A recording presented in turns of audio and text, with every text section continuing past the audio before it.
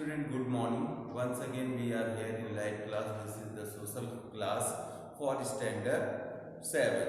Okay, and last day we are learning chapter number 1 democracy, यानी कि लोकतंत्र या जनतंत्र क्या है, हम लोग इसके बारे में स्टडी कर रहे हैं. Last day we have discussed about the democracy, the form of government, right, types of government, जैसे फॉर्म्स ऑफ गवर्नमेंट, जिसमें हमने authoritarian government, communist government and democratic government के बारे में आपको डिटेल में स्टडी की, डिटेल में बताया. अथॉरिटेरियन गवर्नमेंट किस तरह से जो है एक पावर, और वो पावर कौन कौन सी हो सकती है, जैसे कि मोनार्ची, राजतांत्रिक, थियोक्रेसी धर्मतंत्र, पॉलीक्रेसी अल्पतंत्र, डिक्टेटरशिप तानाशाह, इस तरह की पावर्स के द्वारा चलाई जाती है. कम्युनिस्ट साम्यवादी सरकार के बारे में बताया. डेमोक्रेसी में हमने direct democracy and indirect democracy के बारे में आपको समझाया. तो डेमोक्रेसी क्या थी? डेमोक्रेसी क्या है? Democracy, the government is run in a democracy. The government is run by representative chosen by the people, है ना. Or we can say that democratic government, the government is direct chosen by the vote of people or chosen by the people. Okay. Or today we will discuss elements, यानी कि ऐसे कौन कौन से तत्व हैं that make democracy popular in the contemporary world. इस समकालीन संसार में जो लोकतंत्र को लोकप्रिय बनाते हैं, ऐसे कौन कौन से तत्व हैं. देखिए पेज नंबर 181 पे, today democracy is the most popular form of government. जैसा हम लोग जानते हैं कि आजकल जो सबसे ज़्यादा पॉपुलर गवर्नमेंट का जो फॉर्म है वो है डेमोक्रेसी, यानी कि लोकतंत्र. अक्रॉस द वर्ल्ड, पूरे संसार में. Let us take a look at the reason behind this. आइए हम लोग एक नज़र डालते हैं इसके पीछे कि क्या कारण है कि जो ये डेमोक्रेसी है, यानी कि डेमोक्रेटिक जो फॉर्म ऑफ द गवर्नमेंट है, ये वर्ल्ड में सबसे ज़्यादा पॉपुलर हो रहा है. आइए देख, नंबर 1 हेडिंग है इसमें पीपल्स रूल, लोगों का शासन. ठीक, डेमोक्रेसी में क्या होता है? लोगों का शासन होता है, क्योंकि जो गवर्नमेंट चूज की जाती है वो डायरेक्ट किसके थ्रू की जाती है? पीपल ही अपने रिप्रेजेंटेटिव को चूज करता है, और रिप्रेजेंटेटिव ही क्या करते हैं? गवर्नमेंट फॉर्म करते हैं, राइट. तो इसका मतलब इनडायरेक्टली जो है वो गवर्नमेंट किसकी हुई? पीपल्स की, है ना. यानी कि पीपल्स ने ही फॉर्म की, राइट. रिप्रेजेंटेटिव किसे रिप्रेजेंट करता है? रिप्रेजेंट करता है आ ग्रुप ऑफ कम्युनिटी और अ ग्रुप ऑफ पीपल्स, है ना.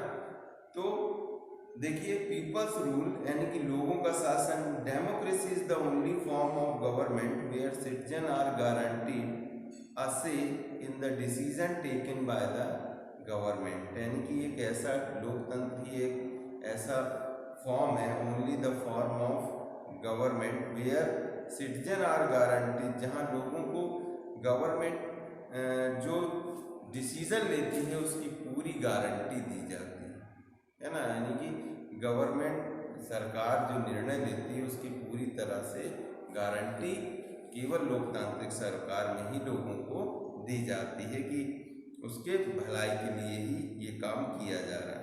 People choose their representative through elections. और इसमें क्या होता है? लोग इलेक्शन के थ्रू अपने रिप्रेजेंटेटिव्स को चुनते हैं.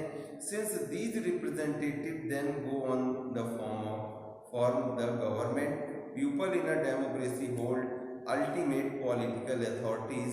अ गवर्नमेंट, इसके बाद जो क्या होता है, ये रिप्रेजेंटेटिव जो है गवर्नमेंट फॉर्म करते हैं, और गवर्नमेंट और ये जो है uphold people in a democracy hold ultimate people political authority और राजनीतिक जो शक्ति है, अथॉरिटी है, उसको अपहोल्ड करते हैं या बनाते हैं, संचालित करते हैं, राइट।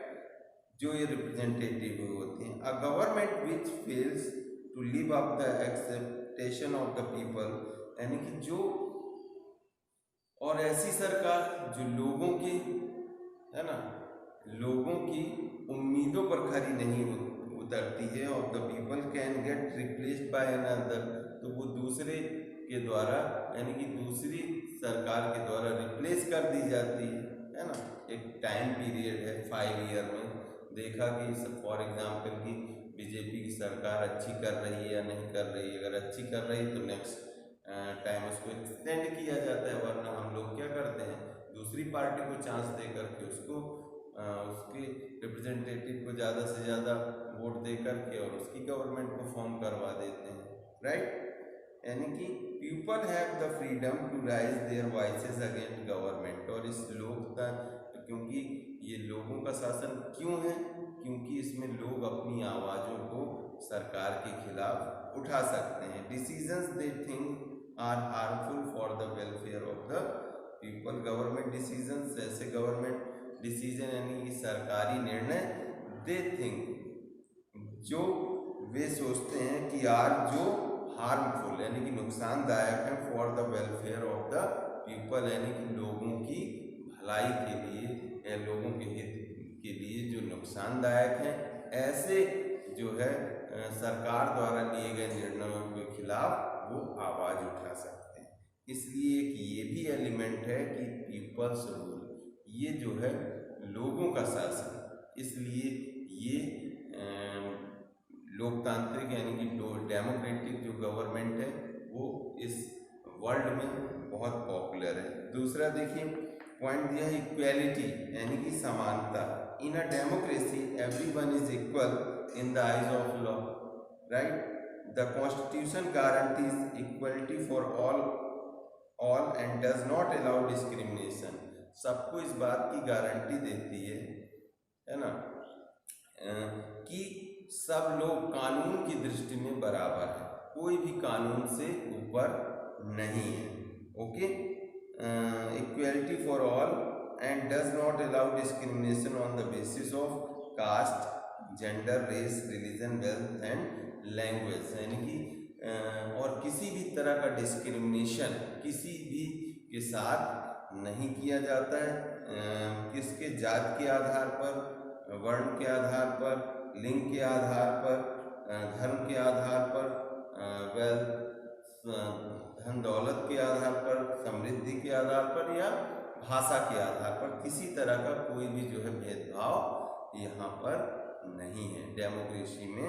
तो इसका मतलब कि एक ये भी रीज़न है कि सबको समान तरीके से डेमोक्रेसी में जगह दी गई है, इसलिए भी ये पॉपुलर है। नेक्स्ट है fundamental rights. People have certain basic human rights, मौलिक अधिकार in a democracy, these rights are protected by laws, और इन जो है जितने भी जो फंडामेंटल राइट्स हैं, अधिकारों की जो है कानूनों के द्वारा रक्षा की जाती है।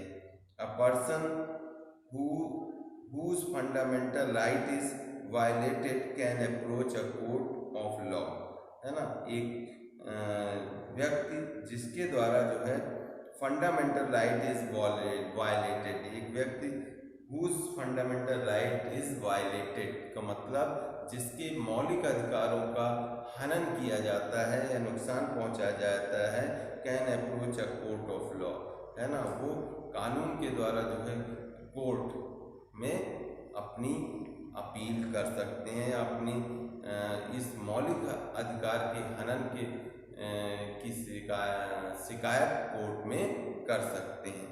The constitution of India assures its citizen the following rights, the right to freedom of speech and action.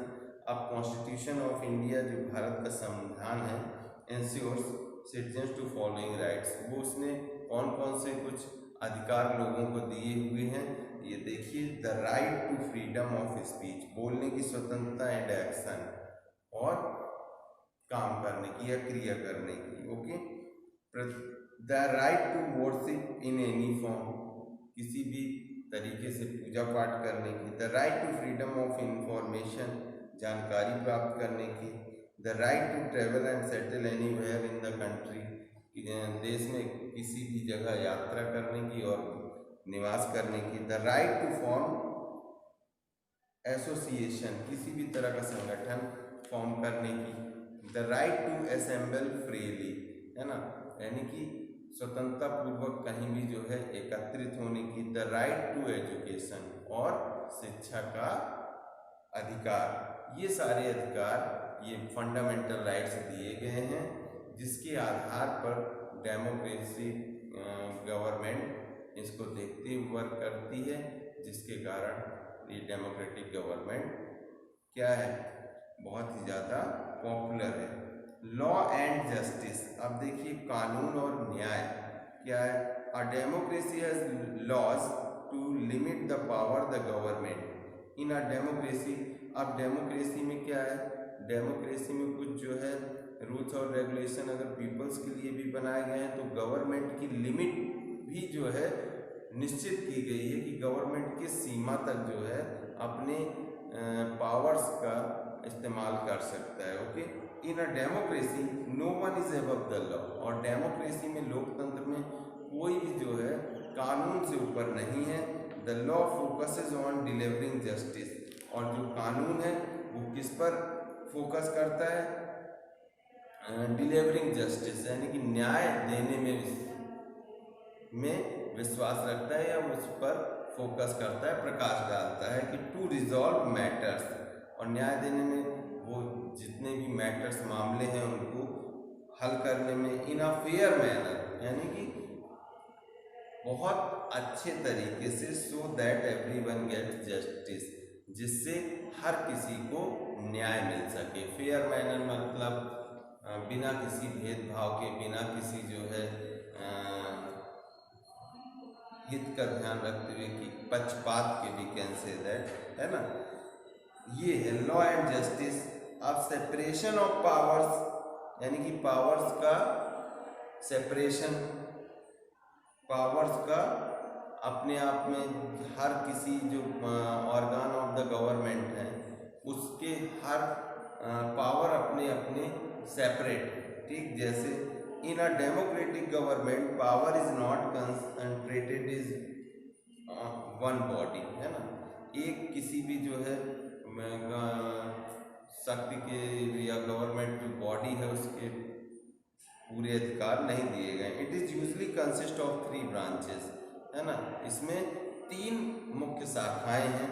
The legislator, executive and judiciary, यानी कि लेजिस्लेटर का मतलब विधायिका, एग्जीक्यूटिव कार्यपालिका, and third one is judiciary, यानी कि न्यायपालिका, that operate alongside each other.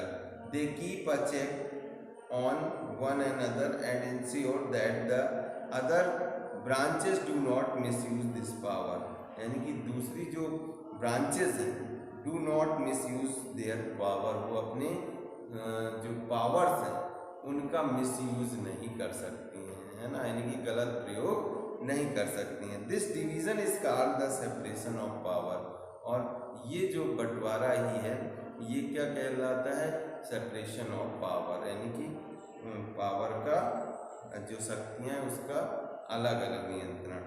The separation of power makes it very difficult for a person or a group of people in the government to become too powerful and establish authoritarian rule. और ये जो separation of power है यही जो है क्या करता है कि किसी भी व्यक्ति को के लिए ये इतना अपना जो है अलग तरह की सत्तावादी सरकार जो है इस्टेब्लिश करने के लिए में परेशानी उत्पन्न करता है, क्योंकि ये तीनों क्या है, जो सरकार की शक्तियाँ हैं वो इन तीनों ऑर्गन्स में या जो भी इसकी ब्रांचेस हैं उसमें डिवाइड कर दी गई हैं, और हर किसी को अपनी अपनी अलग अधिकार और उस पर फोकस करना है। तो ये तीन मेन ब्रांचेस हैं जिसके द्वारा गवर्नमेंट या रन होती है।